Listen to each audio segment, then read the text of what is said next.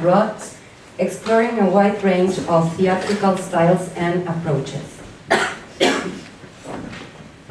He has taught workshops, lectures, and creative labs in universities and cultural spaces across Mexico and internationally, and his essays have been published in cultural journals in Mexico, Germany, Argentina, Spain, and Ecuador. He is also the author of Escena Expandida and En Busca del Espectador, two books that reflect on theater as a space of critical and political engagement. This Miércoles de SOMA, no sé si esto es un spoiler, tú me dices. Dale, no. Dale. Ortiz will present Breve tratado sobre las mariposas, brief treatise on butterflies, a performance lecture that offers a critical reading of contemporary Mexico and proposes a collective response to its challenges. The piece will also open the door to a broader conversation about the work of La Comuna, a social laboratory and performance collective founded in 2013, which creates projects in direct dialogue with communities and their territories, using art as a means of thought, resistance, and transformation. So, welcome, Rubén.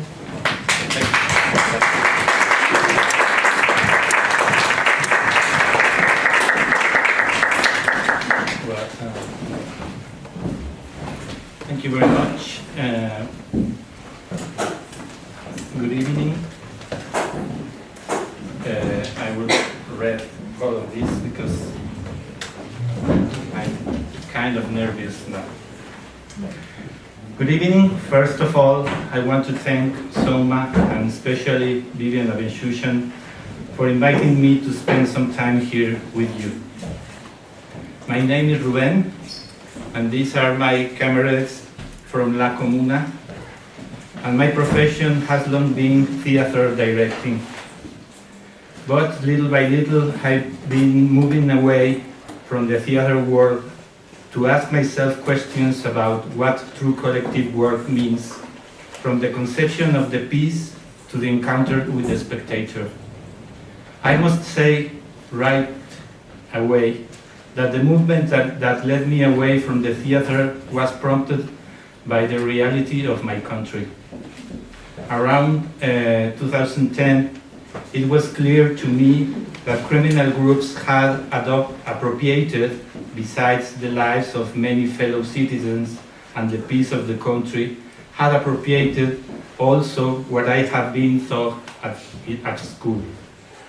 They, the criminals, by exposing devastated bodies in public spaces, had a better effect than any performing artist, and I felt compelled to question everything I knew.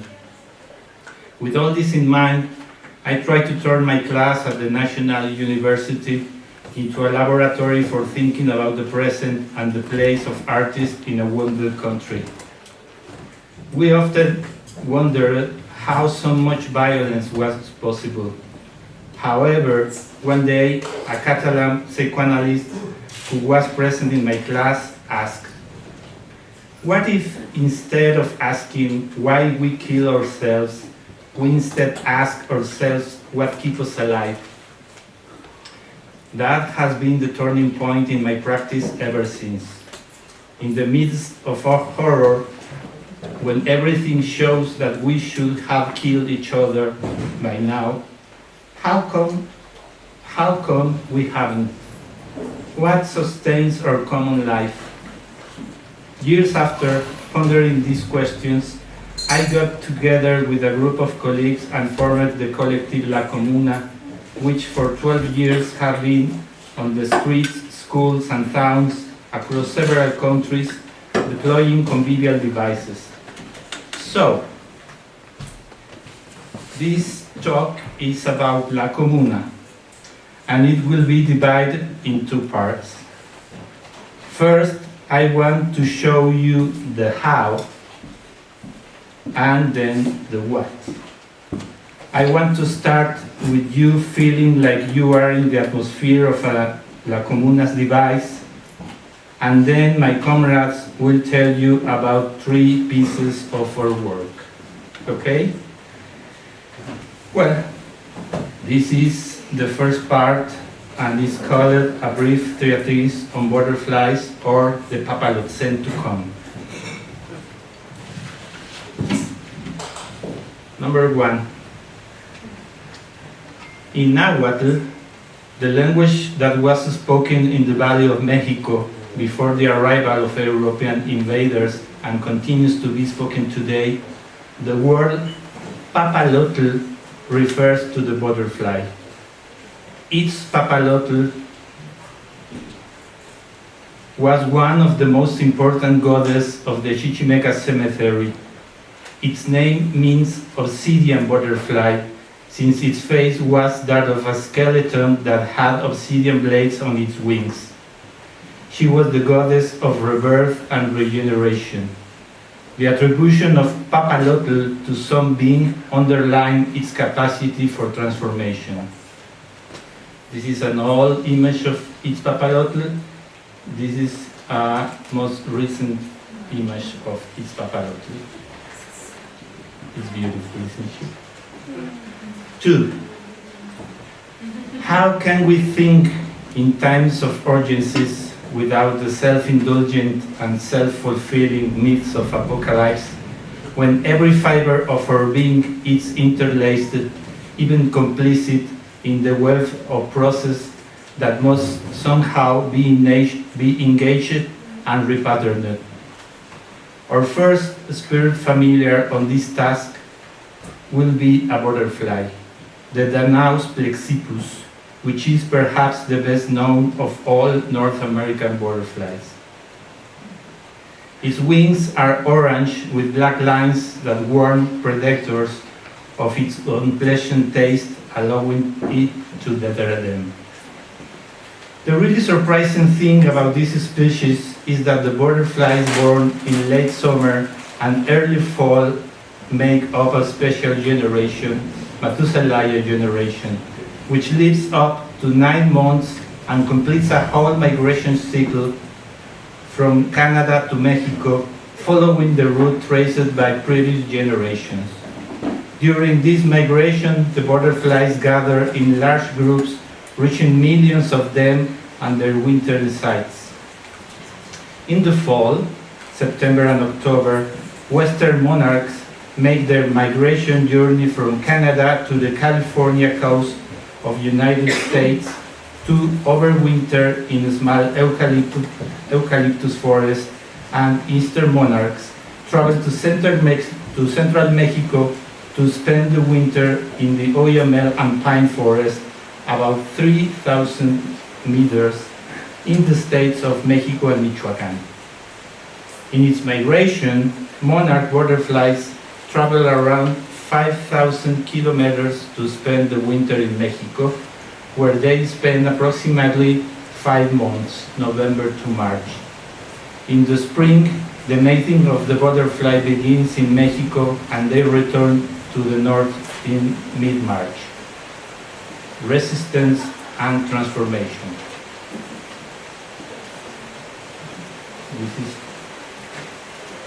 This is a video I made for you to see them flying.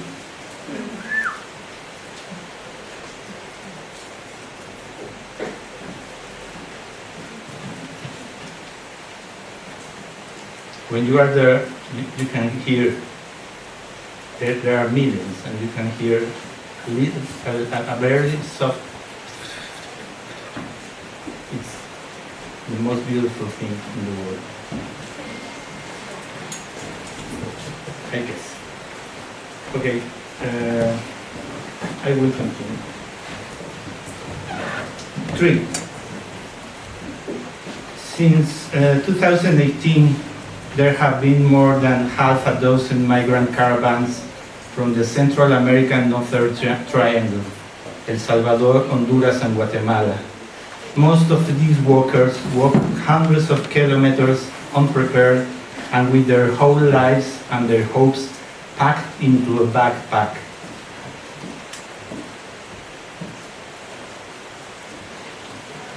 According to the International Organization of migration, most people who have joined one of these caravans in recent years do so mainly to improve their living conditions. The second of the causes that leads thousands of people to migrate is the situation of violence and insecurity with which we live in the region. Lastly, many migrants do so to achieve reunification with the rest of the family who have previously migrated to the United States.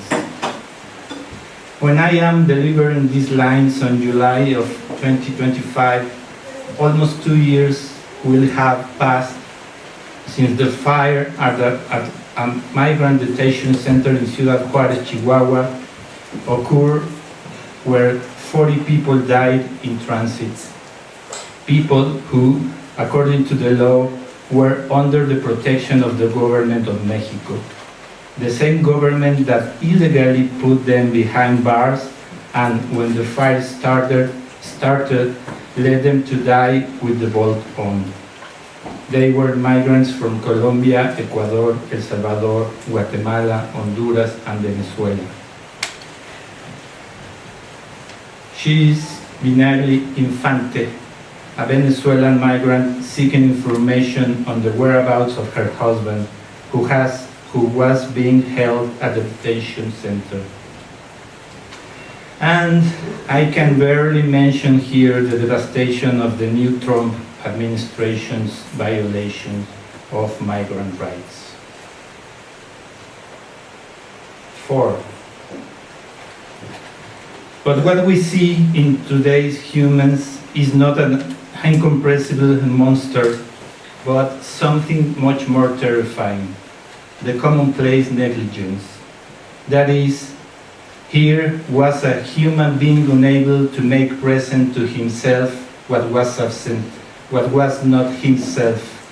Here was someone who could not be a wayfarer, could not entangle, could not track the lines of living and dying, could not cultivate responsibility, could not make present to itself what it is doing, could not live in consequences, or with consequences, could not compost.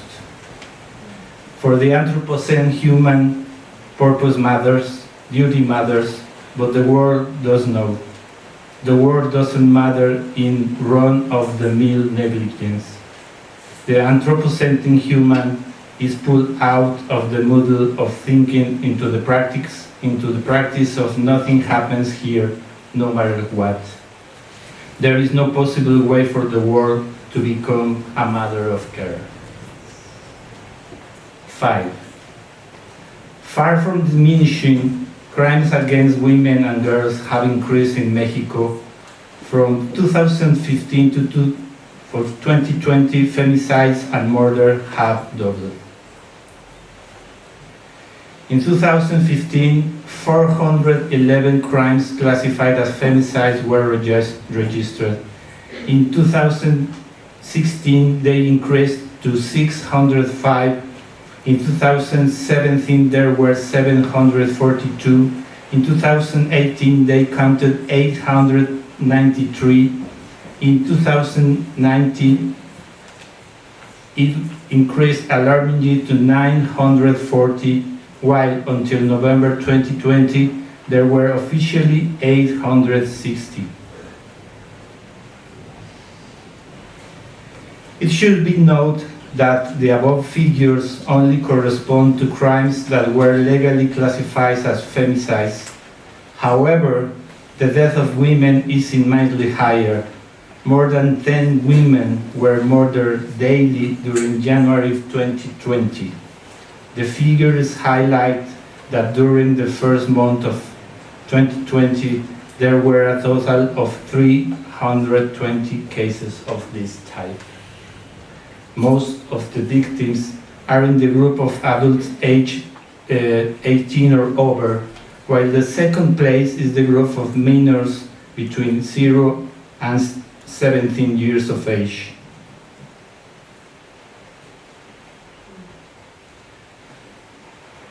From 1990 to 2019, more than 56,000 deaths of women with presumed homicide were registered in Mexico, while the use of firearms to commit crimes has been increasing according to a report presented by various organizations.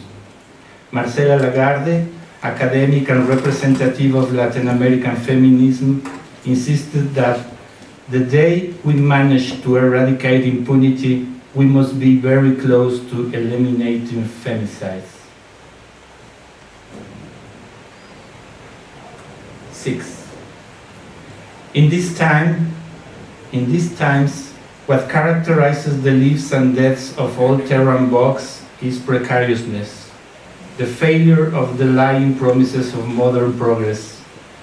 What we look for in the Papalocene to come are eruptions of unexpected vitality and contaminated and non-deterministic practices, continuous and unfinished, of living among ruins, representing the power of stories, showing in an embodied way how much it matters what stories are told as a practice of care and thought. We propose a commitment to live and die responsibly in unexpected company. This type of living and dying enjoys the best opportunities to cultivate conditions for continuity. Neither the ability nor the practice of mourning are human specialties. Ravens mourn their death. Grief is about living with a loss and coming to appreciate what it means, about how it has changed the world and how we must change and renew relationships if we are to move on from here. In this context, genuine mourning should open us to an awareness of our dependence and of our relationships with those innumerable alterities pushed to the limit of extinction. The reality is that there is no avoiding the need for the difficult cultural work of mourning and reflection. Grief over death is a pathway to understanding the entanglement of living and dying. Human beings must grieve with, since we are inside and we are part of this web of undoing. Without sustained recollection, we cannot learn to live with ghosts and therefore cannot think. Like ravens and with ravens, alive and dead, we are at the risk in each other's company. 7. In Mexico, nothing had prepared us for December 2006, the date on which the President of the Republic would declare war against organized crime, following the protocol dictated by United States policies and with the aim of giving legitimacy to his government, achieved by an evident electoral fraud. According to many estimates, until 2022, we have the wave of violence raised by this demagogic act will be counted like this: 250,000 people dead, 130,000 people missing, disappeared, and millions of internally displaced people. And furthermore, throughout the country, there are groups of women who are looking for their missing loved ones, their daughters and sons, their husbands, their brothers, their cousins. They search for them through the labyrinths of justice institutions until many of them or their daughters became lawyers or criminal experts.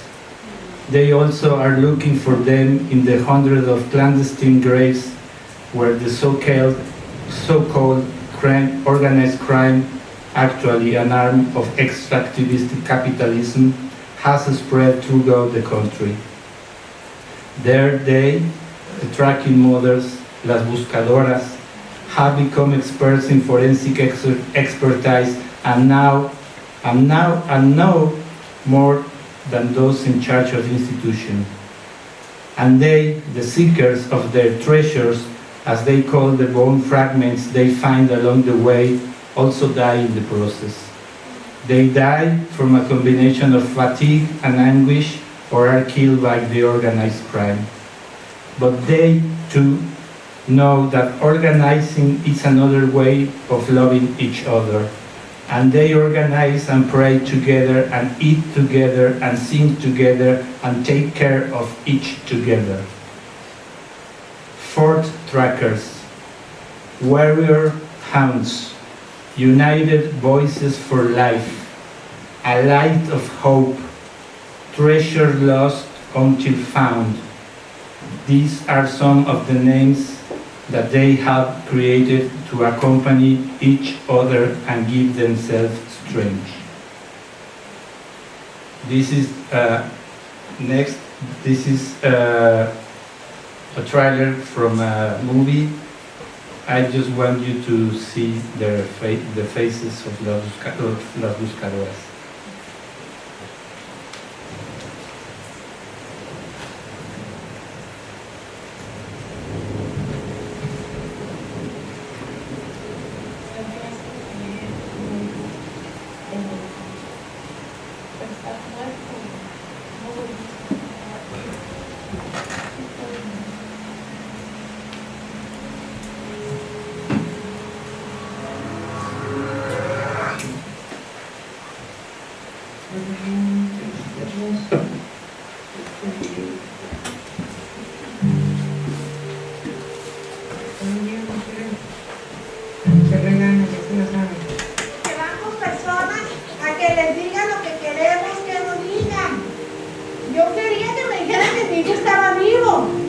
Pero ¿cuántos hemos encontrado comida aquí? Es que es la realidad. ¿Tú cómo buscas a tu marido? Muerto.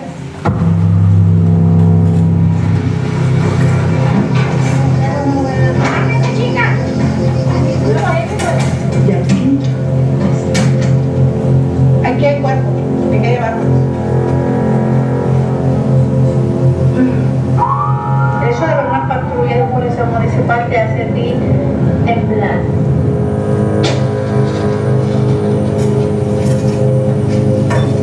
No buscamos culpables, buscamos nuestros tesoros. Que lo abra, que lo abra. Yo no me quitaron muchos hijos, pero por desgracia perdí uno y ya de cuenta que me quitaron la vida.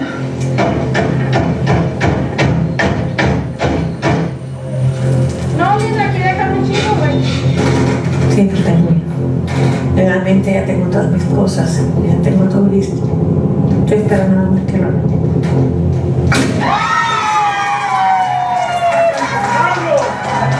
Tranquilidad, hoy te ruego, una señal que me conduzca al paradero de los restos de mi hijo, por favor, te los pido, que en tinieblas hoy se encuentra mi sendero.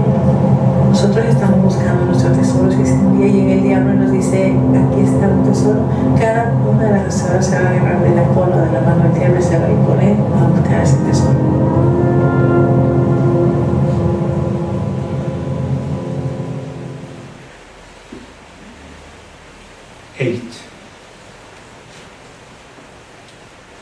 All this is an incentive to propose the papal Zen as a necessary history, a net back to collect what is crucial for continuity, to stay with the problem. Papalotl beings are not confined to a vanished past. Today they are buzzing, stinging, and snorting swarm, and human beings are not a separate compost pile. We are humus, not anthropos. We are compost, not posthumans. I felt, she said, as if we were a giant family. I saw everyone happy within all our pain. I felt like a phoenix. I felt happy. And that's fine because we are human beings and we are not just made of pain, said Mirna Nereida, a tracker, a buscadora, who found the remains of her son in a grave and 2 years later married and asked her fellow searchers to be her bridesmaids. Thus, he claimed a habitable world where the right to joy becomes indispensable.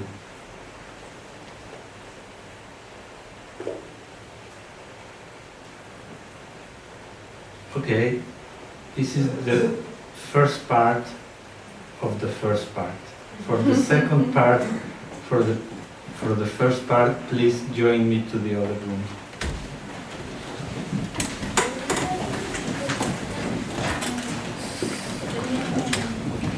In Mexico, I want you to do this, please. To take one of these papers, color papers, and then try to connect to one of these names and write the name on the paper, please, and then keep the paper with you and we will continue.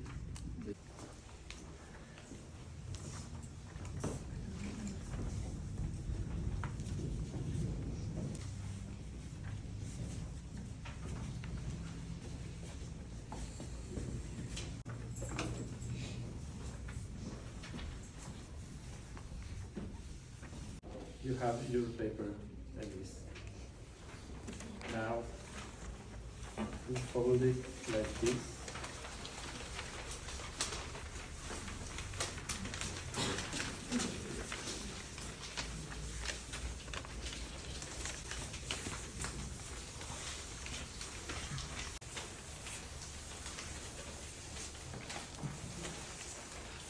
Be sure that it's well folded.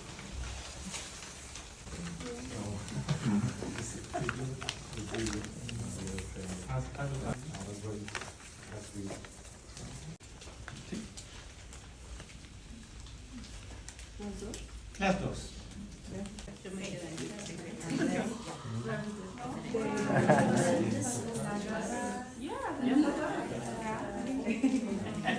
A butterfly. Estamos aquí.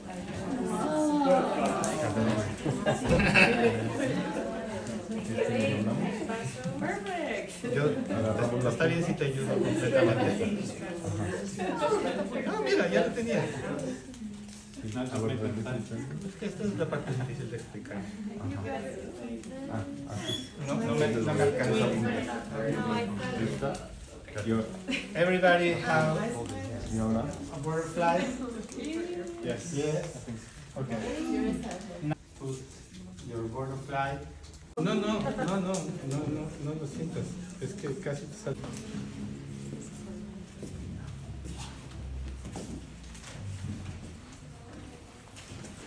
I want you to stay with me 2 more minutes. Put in your mind this butterfly conservatory we have made. Now I will ask you 2 more steps. The first step is it's nice to be together, isn't it? It's nice trying not to do something special, trying not to be a hero. It's good to be together doing something together and nothing more. So I want you to stay with me 3 more minutes, just listening something. It's a song from Chiapas, from the Lacandona forest. It's my favorite song, but it's not my favorite song. It's a gift I want to give to you because we are here together. Let's listen to it, and then I will ask you the last step of the first part. Yes? Yes? Just stay with me, please.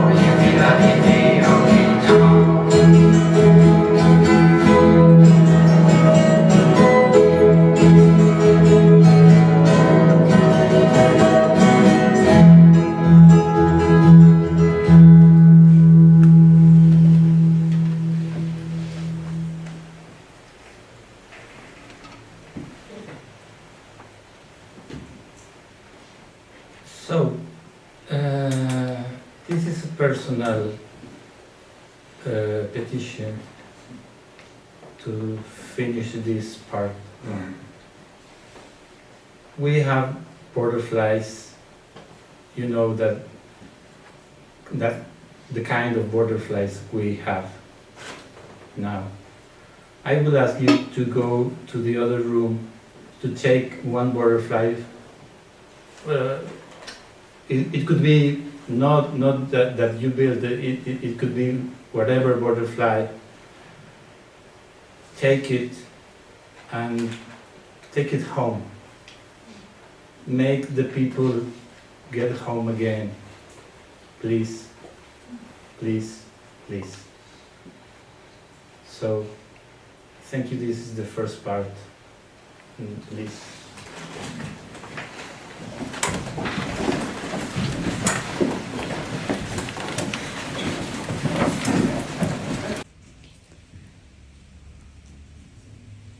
To show you three pieces of La Comuna. It will be one video and two with my comrades to tell. They will tell you something about it. ¿Cómo vamos?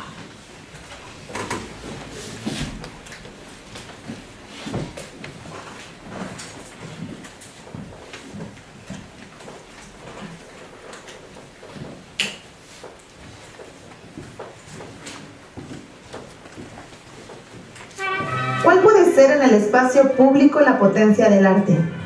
¿Cómo puede un dispositivo artístico propiciar las prácticas estéticas de una comunidad específica para conformar imaginarios futuros? Estas son las detonantes de La Comuna, Revolución o Futuro, proyecto interdisciplinario de la comedia humana. Apoyándonos en la ficción, creamos espacios únicos en cada capítulo, una arqueología, un parlamento, una clínica, para construir afectos y complicidades en cada comunidad, donde hacemos trabajos de intervención y reapropiación.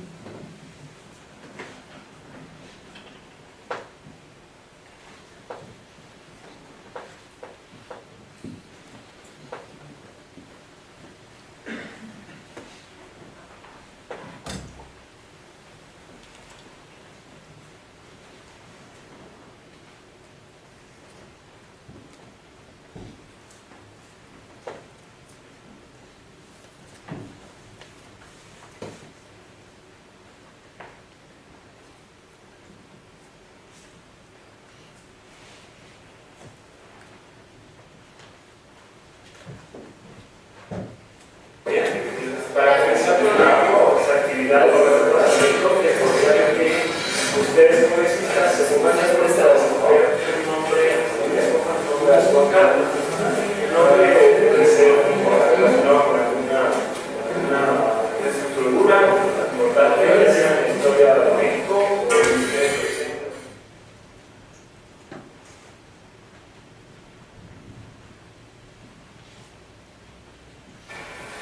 Protesto durante esta sesión y en lo que me reste de vida, hacer comuna para enfrentar juntos al mundo. ¿Protestan? Sí, protesto.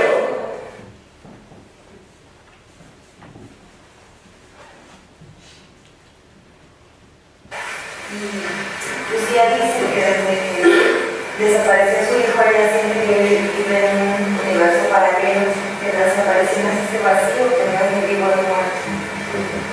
Y Lucía formó un colectivo que se llama Sobre, de la Cruz, y empezaron a organizarse, a hacer rifas, desayunos para financiarse, a denunciar, a pedirle a la gente información, y en una de las marchas llegó alguien que le dio un mapa de una cosa, y así fue como ellas encontraron una de las cosas más grandes en México, una cosa clandestina con más de 10 muchachos.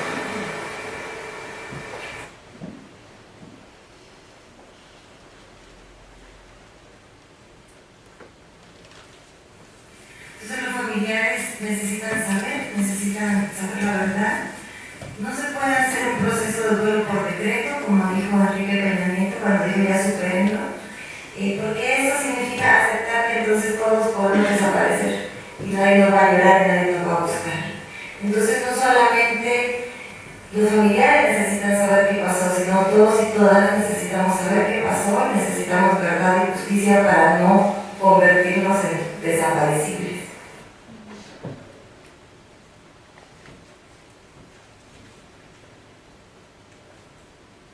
Pregunta número 1.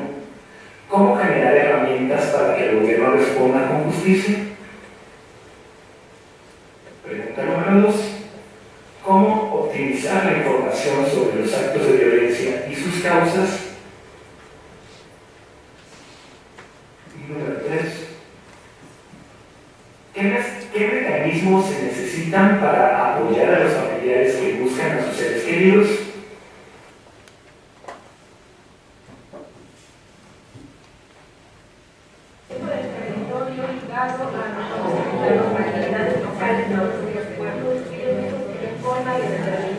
¿Cómo se usa desde los existen esos sistemas normativos? Entonces, un reconocimiento ante el territorio y esas formas de lograr propio dentro de las comunidades sería la manera también de determinar el los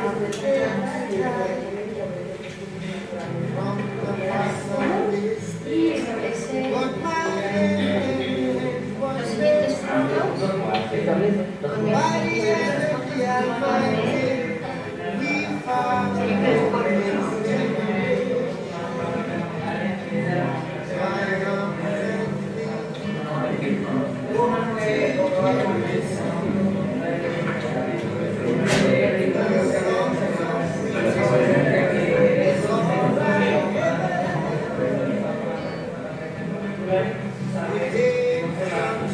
en relación con el colectivo.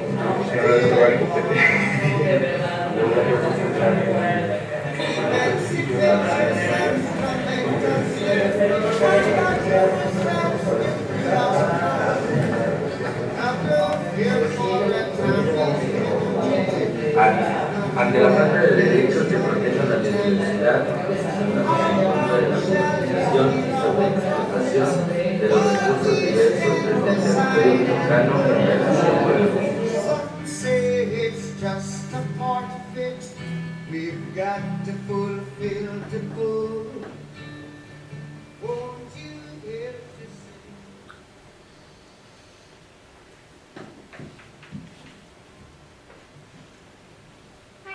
¿Cuál puede ser en el espacio público la potencia?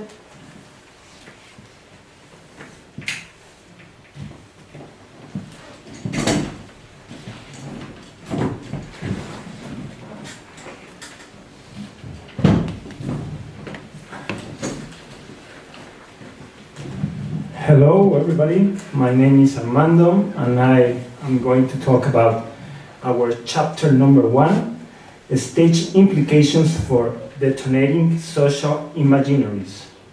Campamento 2 de octubre, Iztacalco, Ciudad de México, November 2013, May 2014. La Comuna worked with residents of a Mexico City neighborhood known of its history of land struggles and its current high level of danger. The self-production of housing is a characteristic phenomenon in the formation of large cities in Latin America. Our cities were largely formed by a workforce that traded the countryside for the promise of progress represented in cities. Behind the founding of our cities are personal histories of struggle and effort. For our first stage intervention in a neighborhood called October 2nd Camp, 2 workshops were held: Memory and Territory and Stage Journalism. The first workshop involved a group of founding women from the neighborhood holding meetings with neighbors, activities aimed at reconstructing memory, and tours of the neighborhood. From these histories of struggle that led to the information of the October 2nd Camp neighborhood were compiled. The stage journalism workshop was held with young people from the neighborhood and aimed to understand the dynamics of their daily lives as well as their imaginings about the future of their neighborhood. Furthermore, from March to May, 3 events were held where text and images were shown that rescued memory, problematized the present, and explored future imaginaries. Among other activities, a cardboard house similar of those used in the land occupation was built, where discussions and work demonstrations were held. Workshops led by founders and youth actions were also held, such as painting graffiti depicting their neighborhood's histories, which the children were unaware of before participating of this project. Ultimately, the results of this workshop materialized in a performance exhibition presented in a park in the same neighborhood. It consisted of various activities held over 3 weekends. The youth took guided tours that showed us the most representative places in their neighborhood. A cardboard house similar to those built during the neighborhood founding was reconstructed. A visual archive consisting of photographs and objects donated by residents was also displayed. The youth created a mural depicting the neighborhood's founding. Local musicians were invited to entertain the event. A food making contest was held, and the youngest children took part in a workshop building miniature cardboard houses, like these houses. We recently took part in a workshop on building miniature cardboard houses. We recently resumed building miniature cardboard houses for the project A Commune of Communes, the founding of Santo Domingo. This neighborhood, Santo Domingo, Culiacán, had a very similar history to that the October 2nd camp in terms of its founding. But this time, we added a piece of paper theater in which we narrated the history of the inhabited territory from the time of Mesoamerica to the present day.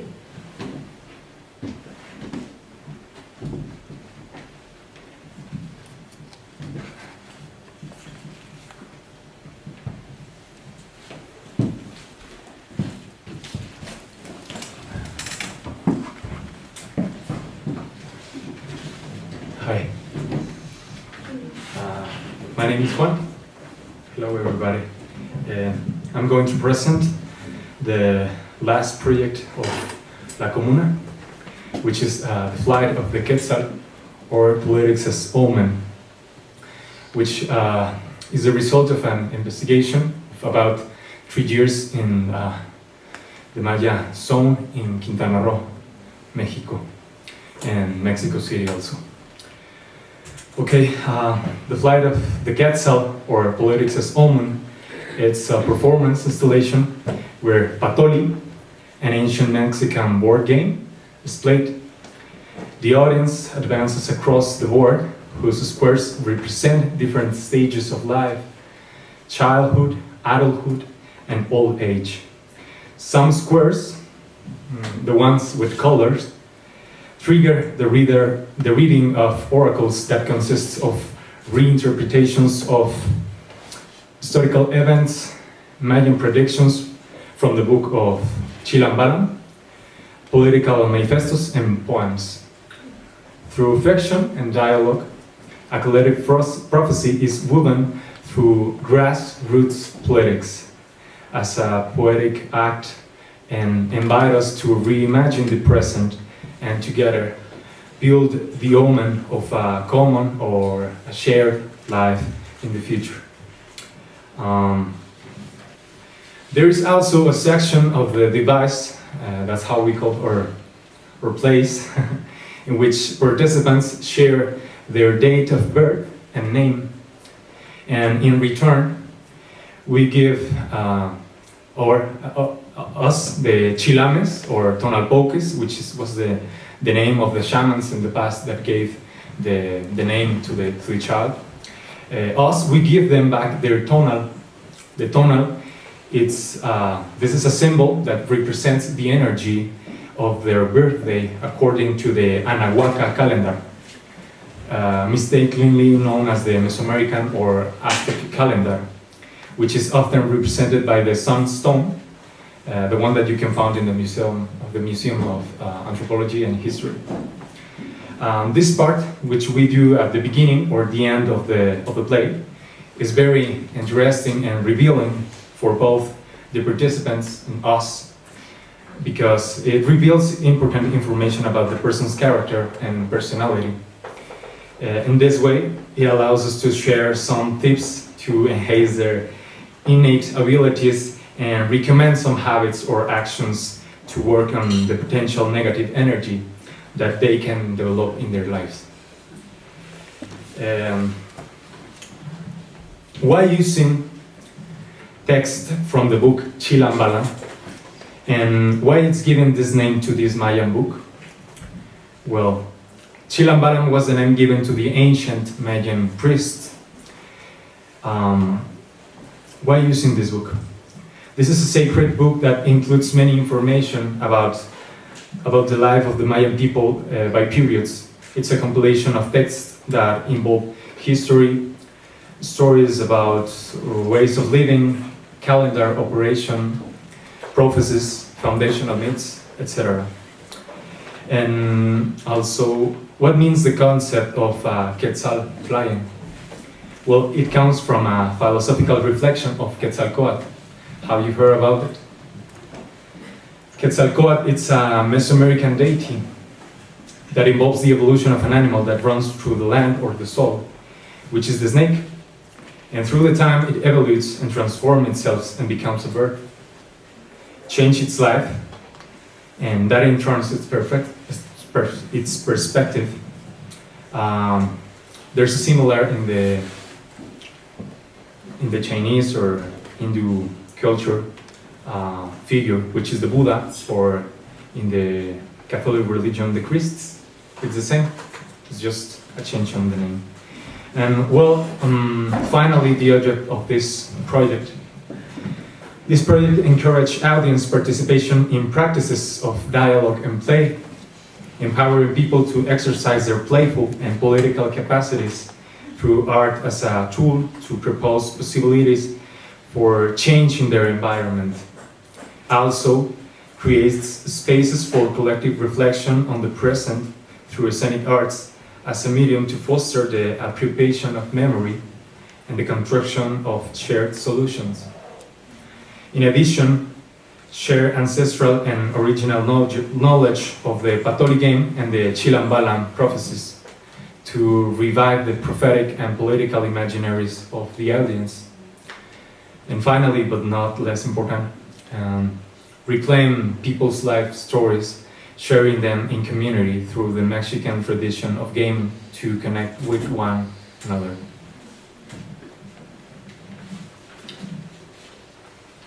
Okay, and well, finally,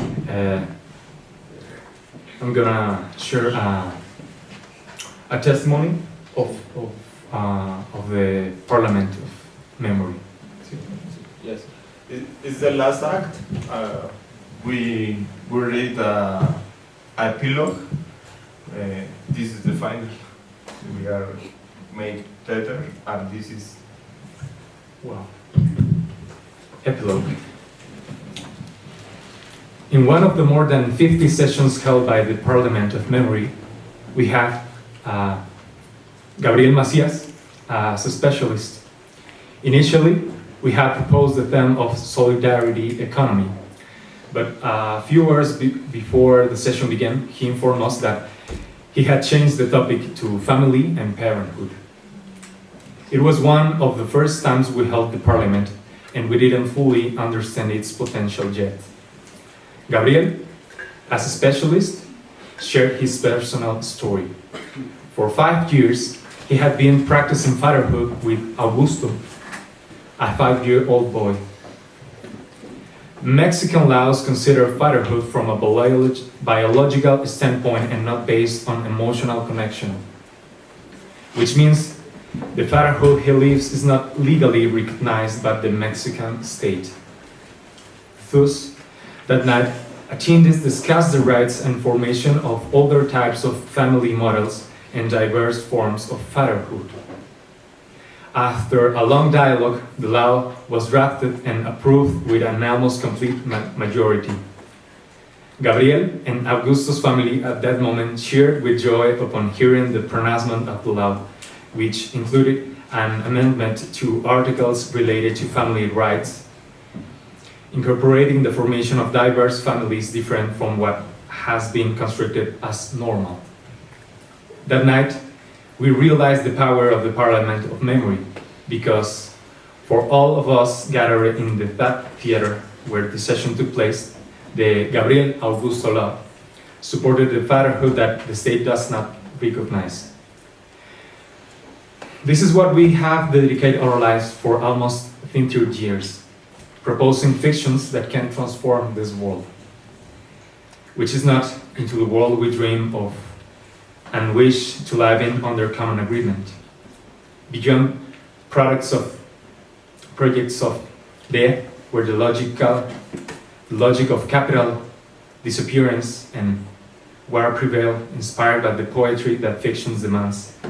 We have proposed parliaments, boiled cardboard houses, and written prophecies with the flight of the Quetzal, with the aim of creating communes that are not more than walking together to confront the world together. Omnia sum communia. Todos los caminos son nuestra existencia. All in common. Thank you.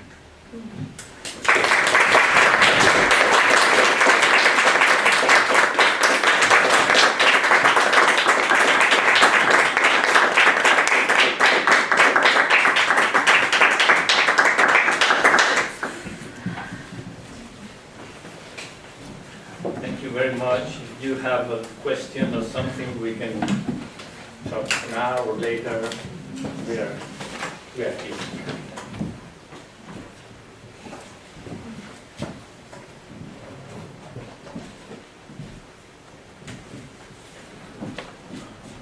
Thank you so much. Are there any questions, reflections?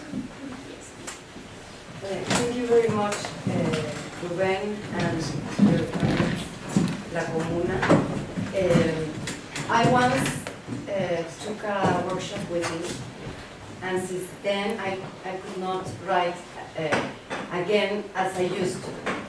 I could never, from that time, I started thinking all the time about the others and the problem of representation, right? That I think it's in the core of your work.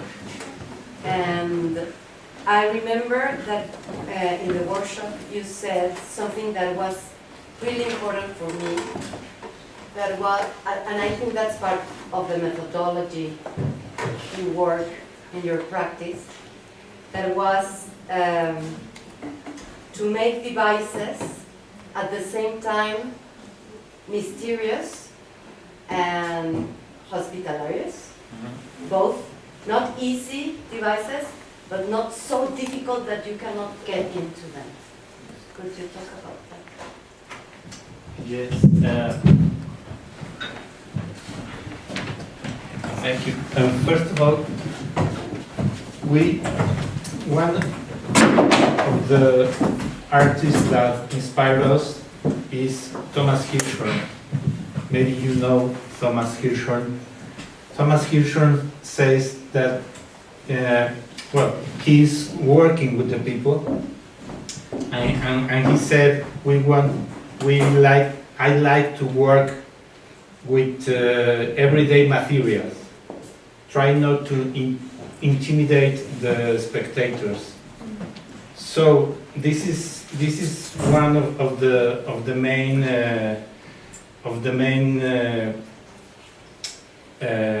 points of our work. Trying not only not to intimidate, but also to be hospitalarious, but also as in the Parliament of Memory, how to encourage the Mexican people in the first place to a conversation, because we don't know how to make a conversation. This is a country made of commands. No, this is a country of slave people. So how to get in the conversation equal to equal? This is very important for us, trying to think equal to equal. And the second part that is very important for me, now I can talk about it because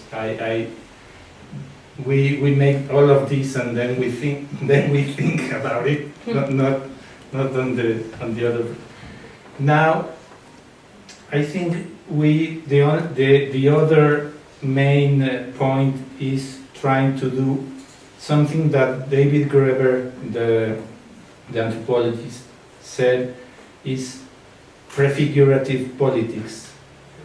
How could be the world we want to live on? How is the way we want to live together? What if we have only this time to be together? How to be together? It's very important. What do we do together? Well, maybe thinking in our dead people, or maybe thinking in the next generations, or something like that. But if you think of that, you have to think how to make it easy for the people to come, and how to make easy to the people to play. Because the other part is we are just playing.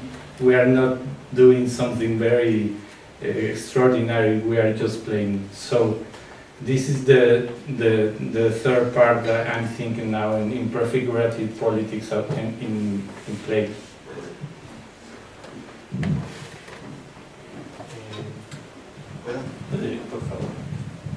Well, I'm impressed, especially about the part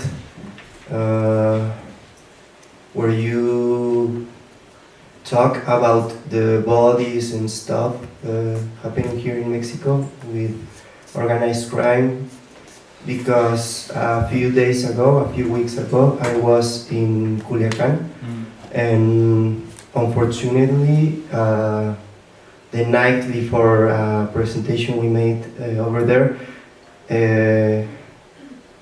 20 bodies were found near Culiacan. And the feeling I had with that, con ese acontecimiento, it can be compared to any form of art I have experimented in my life. So also I'm thinking about the art. It seems in the present that the important things doesn't belong to art.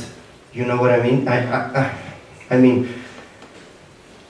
you cannot do, it's my feeling, you cannot do the important changes and the important things from art. So I have the feeling that we need to quit art and start doing politics, and that's it. So what's your, what do you think about that, and what, how can you, cómo puedes confrontar ese pensamiento? ¿Qué pensamiento? De eso, de hacer política. Well, first of all, there is a big misunderstanding in all that is that art can change the world. No, it's too much. No, politics are failing. and they say, oh no, but we have artists. No. But there is only, in my idea, there is only two places where everything is possible. First, like Giorgio Agamben says, in the camps.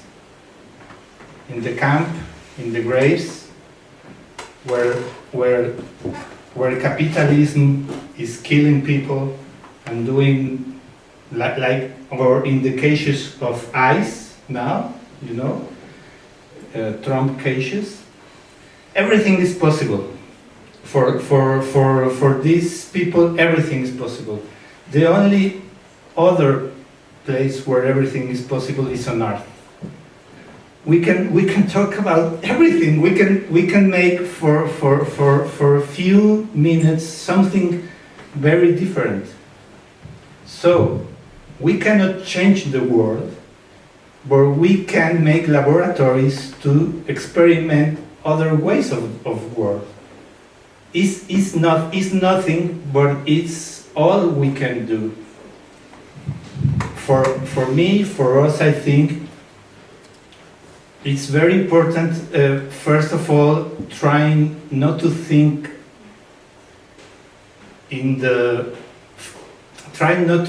first in changing the world, but not first in the art, but first in how can you make a hole, can you make a crack. Also, David Graeber says that democracy grows in the cracks of the society. How can you make a crack, an effective crack? I don't know what it means, effective, but a crack, and that is because, and it's very personal, and it's because I don't know what more to do. I don't know what to do. I'm an artist, and I cannot fix a car. I cannot do nothing at all. But I hope you feel it. We can make a crack for 40 minutes. That's all. It's nothing, but it's maybe. It's great if we are there. Maybe. I don't know.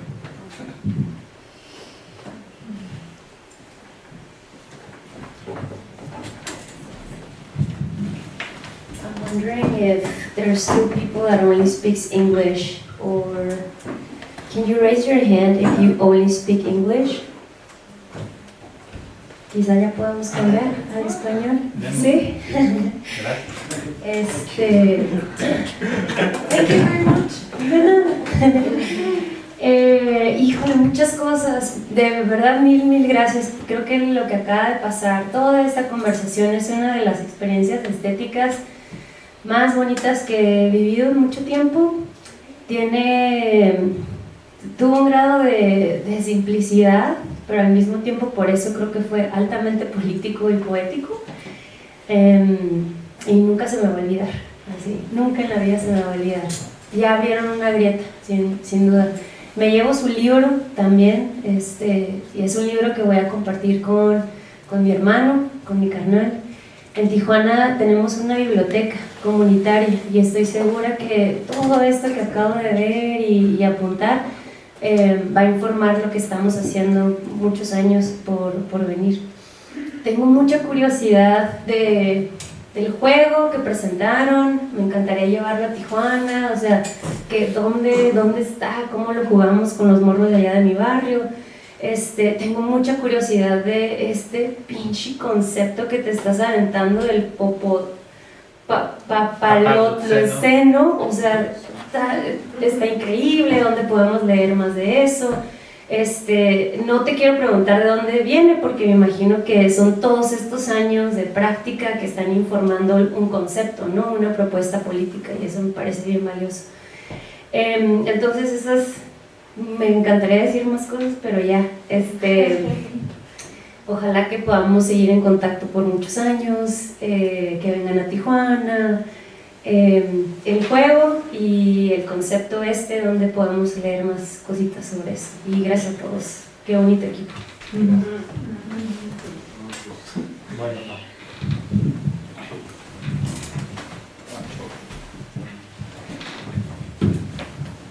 Pues bueno, voy a hablar acerca del juego, quizá para ampliar un poquito más el bagaje cultural respecto del juego.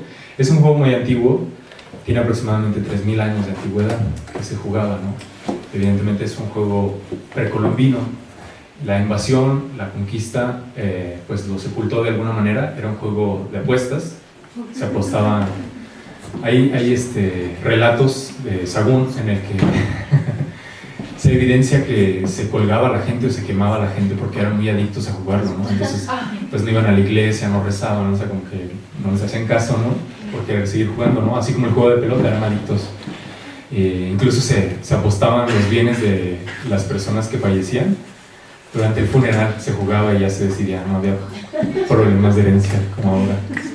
Y bueno, nosotros tenemos una versión del juego que regalamos después de las funciones, una versión en la que ustedes lo pueden jugar sobre la mesa, es una versión chiquita, y por la parte de atrás trae las reglas, la descripción de cómo puedes armarlo en tu casa con frijoles y cómo puedes armar también tus tarjetas, ¿no? Porque de alguna manera nosotros armamos las tarjetas de acuerdo a nuestras inquietudes e intereses, pero hemos invitado a las personas a que pues ellos también hagan su propia propuesta de sus tarjetas con poemas que ellos conozcan o hechos históricos que les sean relevantes y que puedan armar su propio juego, ¿no? Por ahora no tenemos un juego físico para vender o para obsequiar, pero podríamos compartir el juego en papel o el PDF, ¿no? La imagen, sí, para que ustedes lo puedan imprimir, ¿no? Y llevárselo allá. Y claro, a mí sí me gustaría ir a Tijuana, no sé ustedes. Encantados. Sí, puestos, en realidad tampoco hemos escrito a partir del juego y del tratado de las mariposas porque digamos que son los últimos 3-4 años, ¿no? De la comuna, y el libro que tenemos abarca los primeros 8 años. Justo antes de pandemia, el mero día cuando nos dijeron que no podíamos salir, se fue a la imprenta el libro. Yo lo recuerdo porque subió el papel mucho. Y estamos dispuestos, bueno, a donde nos inviten vamos. En realidad cada vez la cuestión, nuestra idea de hacer comunas, de cualquier comuna, la llevamos más a cabo, es más fácil movernos, ¿no? Cada vez lo hemos entendido más, que a veces es cosa de encontrarnos y gestionarnos entre nosotros. También ya los dispositivos los hacemos más fáciles, porque antes hacer una casota era muy difícil. Y pues estamos, pues el año que viene vamos a hacer muchas veces el vuelo del Quetzal, justo el Patol, porque justamente aparece en el documental de Watkins, cuando recrean la comuna, nos preocupa mucho el futuro. No sabemos por qué. Y algo a comentar sobre el vuelo del Quetzal, y que me parece que es la potencia más bella y que de alguna manera no... Bueno, regresando un poco a lo que comentaba Rubén, nosotros pues primero buscamos que nazca el dispositivo, la pieza, y ya después derivamos acerca de qué fue lo que hicimos, ¿no? O sea, primero no sé, nos convertimos en papás y luego aprendemos cómo ser papás, ¿no? No antes, ¿no?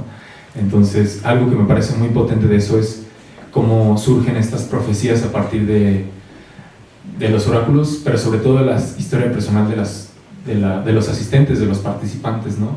Y tenemos un libro que por ahí lo traemos, podremos compartírselo si gustan revisarlo, de las profecías que se han creado en todas estas funciones, ¿no?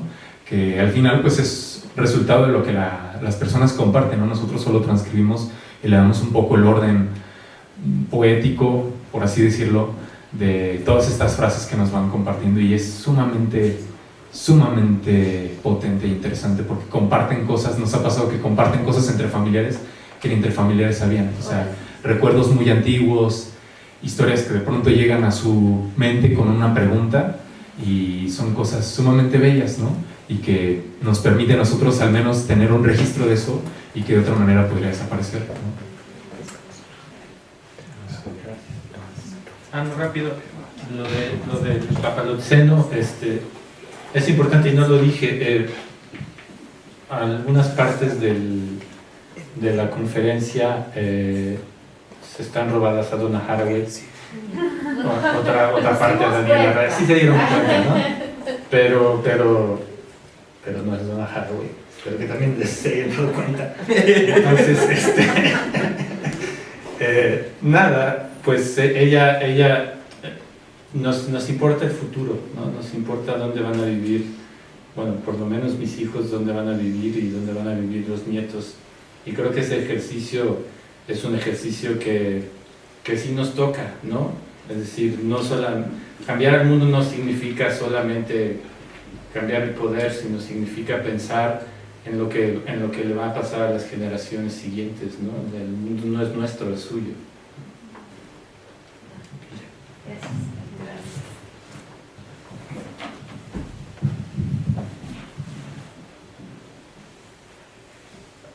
Recordé de pronto con este ejercicio de evocación de los desaparecidos, de los difuntos, en alguna presentación alguien mencionó algo sobre la dictadura argentina y cómo se volvió casi un acto mágico o casi como de mediums, en el caso de Argentina, leer los nombres de todos los desaparecidos. Y te quiero preguntar si este tipo de evocación, pues eso, casi, iba a decir mórbido, pero eso no es la palabra, pues más, pues casi espiritista, ¿no? Más allá de lo político y de lo trágico y de lo artístico. Y por otro lado, en otro tema, ¿cómo se financian? O sea, ¿tienen becas? ¿Tienen alguna fundación que les otorga recursos? ¿O cómo? Porque pues hacer todo esto es tiempo y pues tienen que ganar. Me da curiosidad saber cómo operan y finalmente si la comuna se inspiró el nombre en la Comuna de París o no, necesariamente. Y ya. Entonces, ¿todos hablan español o lo traduzco rápido a inglés? Ya quedamos solo los hispanohablantes. Gracias. Rápidamente, la cuestión, claro que una inspiración para las mariposas es el siluetazo, ¿no? O sea, sí hay... y el siluetazo lo hicimos en 2015, hicimos una pieza que fue reconstruimos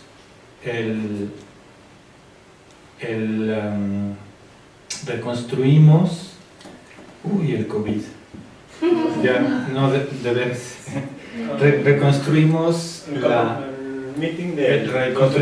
el meeting del 2 de octubre en la Plaza de las Tres Culturas con otra gente, con contextos que habíamos tenido de contacto con gente de asociaciones de personas desaparecidas, en fin. Y lo que hicimos fue que la gente que fue a hacer el siluetazo y estaban los nombres de la gente, ¿no? ¿Siluetazo? El siluetazo, ¿no? ¿Es silueta? ¿Lo conoces? No sé. Es que ese fue un acto que hicieron en Argentina, que precisamente de lo que se trataba era eso, de que pintaban, se ponían entre dos personas, uno ponía su silueta y el otro la pintaba, y ponían el nombre de los desaparecidos y eso aparecía en las calles, por ejemplo, no sabía, ¿no? Entonces lo que nosotros hicimos fue una versión de eso, nada más que lo hicimos en papel y la pieza se llamaba Bienvenido a casa, porque quien lo hacía pues se llevaba su silueta, ¿no? Todavía me encontré hace 3 años a un a un compañero que me dijo, pues yo la tengo todavía en mi casa, tienes que saberlo. Entonces, más o menos, digo, eso es como la inspiración, pero por otro lado, la atmósfera tiene que ver con estar juntos, ¿no? Es decir, todo tiene que ver con estar juntos. Luego, 2, ¿cómo nos financiamos? No tengo la menor idea. Por favor, explíquenos. Bueno, a mí me toca esa parte como administrativa. En realidad, de un inicio no me dejarán mentir los 4 que hoy estamos aquí de nosotros mismos, porque a nosotros 4 nos ha tocado así darle un préstamo a la comuna para que esto siga cuando las vacas son flacas. Ese ha sido un inicio, o sea, y también en la cuestión de ensayar y practicar lo común. Una regla que tenemos, por ejemplo, en la cuestión de honorarios es todos ganamos igual. Y lo llevamos a la práctica y sí empieza a salir el no, tú y yo y así. Pues, y también así el grupo se ha ido transformando. Algo importante es que venimos de las artes escénicas, del teatro, y un poco fue ver cómo lo gestionábamos, algo que para nosotros no era teatro, y plantearlo a las instituciones, porque ellos quieren una obra de teatro y un libreto. Y como lo hemos hecho es tal cual, planteando no quisimos el teatro como un juego de poder, sino como un juego de encuentro. Y planteamos esto. Y nos ha resultado bien, como no sé, 3 años, porque digo, ya los primeros 5 años fue como que sí había, no había, muy intermitente. Lo soportábamos nosotros, en realidad, aunque tengamos un apoyo, lo soportamos nosotros, porque lo que llegamos a bajar de recursos por medio de convocatorias de las instituciones no nos da para cubrir todo el trabajo, o sea, incluso nos da como la mitad, o sea, ya en números, horas de trabajo y todo, que lo hemos contabilizado y nos hemos hecho conscientes con los años, porque estamos hablando ya de 13, 12 años, en los cuales Armando y yo, que hemos pasado de jóvenes a adultos y ya vamos a los 40, de repente ya es así de que Juanma, que entró hace 2 años, ya no tenemos tanta gasolina, ¿no? Y de repente es, híjole, ya recuerdo por qué Rubén, que tiene más años, nos decías que esto debe costar el doble, ¿no? Y la verdad ese es el inicio de la gestión y la producción y conseguir recursos. El preguntarnos, este trabajo que hacemos, ¿cuánto cuesta y en qué nos beneficia y de dónde conseguimos? Entonces ya ahí empezamos a aplicar a convocatorias.